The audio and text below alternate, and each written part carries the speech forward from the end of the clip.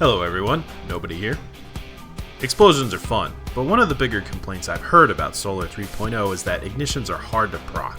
Things die too fast. Let's fix that myth real quick. The first roadblock to explosions on demand is how scorch stacking works. Similar to stasis slow, building 100 stacks of scorch triggers the big boy verb, ignite. Also similar to slow, enemies die too fast. But that doesn't matter, because we're cheating. Introducing weighted throwing knife. Throw a knife that deals extra precision damage and causes scorch targets to ignite. Hear that? Any scorch equals boom. But what it doesn't mention is that the boom happens even if the knife kills the target. Observe.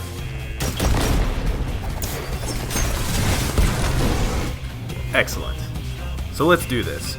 We can cause ignitions with melees, so how can we get more melees? Gambler's Dodge, sure, but take a look at Knock 'em Down. While radiant, final blows with your equipped throwing knife fully refund your melee energy.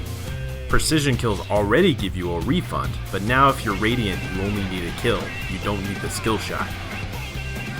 If you use Ember of Torches, melees will give you radiance, so you can follow with a dodge to get it back, and now you can go on a spree.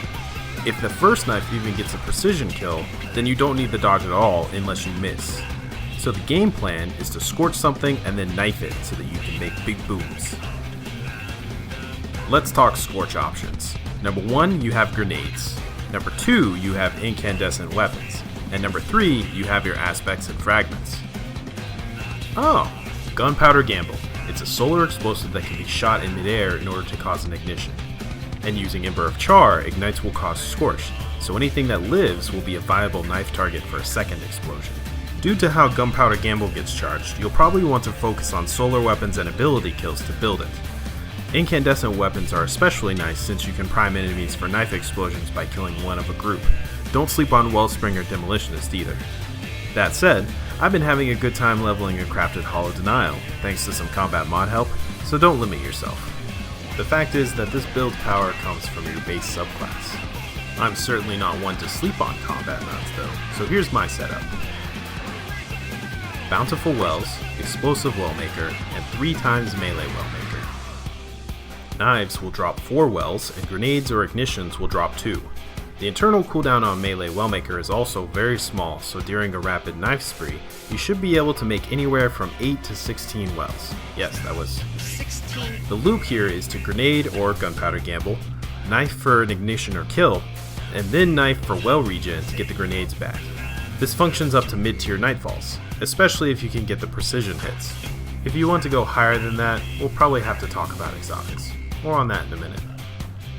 A set of 4 wells from any of your melee kills will give you around 50% ability energy in every slot, and the Explosive Wellmaker will act as a nice jumpstart on ability regen after an explosion goes off.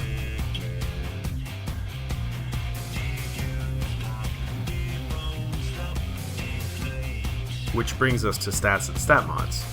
In which case, resilience and recovery are key, followed by mobility.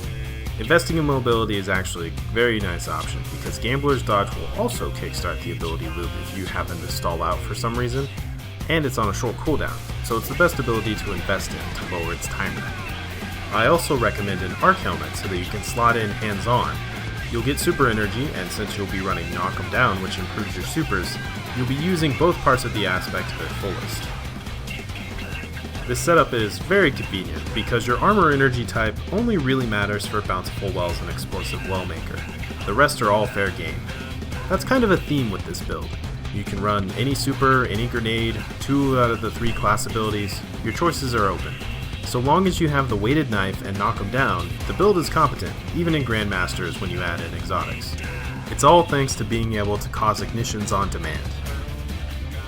So here's my full subclass setup. Blade Barrage, Gambler's Dodge, Weighted Knife, Fusion Nades, Knock 'em Down, Gunpowder Gamble, Ember of Char, Ember of Eruption, Ember of Torches. That's it. That's the build. Even without combat mods, the only thing that really changes is how often you can cause those explosions. So, go wild with it. In my opinion, the perfect weapon for this is a crafted Drang Baroque with enhanced Wellspring, enhanced Incandescent. Wellspring will keep your abilities coming, Incandescent will prep enemies for ignition knives. This build has no required exotic weapons. Skyburner's Oath will make every enemy a bomb in disguise, and Monte Carlo can stack damage like a mad lad, and Traveler's Chosen can top off your abilities if you ever need it. But again, the build is just a great template for trying out new weapons and leveling crafted ones. On a similar note, pretty much any of the important armor exotics can synergize with the build.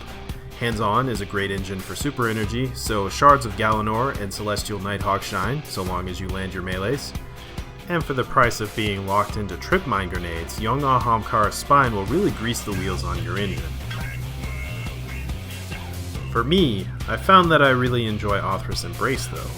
It's for when you want big numbers on your melees, but the extra bounce also adds a nice layer of comfort when it comes to landing your melees, and on top of doing double damage, the Strengthened Knife will also stun unstoppable champions, making it one of the best exotics for Nightfalls and Lost Sectors. It's like wearing Revitalizing Blast for free. There's also the fact that ignitions will scale off of the damage that causes them, meaning that Strengthened Knife ignitions will hit like a sack of bricks. It's not exactly a meta boss damage strat, but that's where your exotic heavies come in. In the end, I believe this build is one of my best so far. It functions at all levels of play and is extremely newcomer friendly since most of the power comes from the subclass itself. It plays well solo or with others, especially if your friends scorch things for you. And exotics make it better but aren't necessary to make it work. On top of that, you only really need 3 of the combat mods, 4 if you want to swap in Well of Life somewhere. You also don't have to put yourself in danger since lobbing grenades and knives at long range is perfectly viable. So grab yourself an incandescent or wellspring weapon and go stick some dynamite in them crawls, folks. The next season's right around the corner and we need to set off some of them fireworks. See you next time.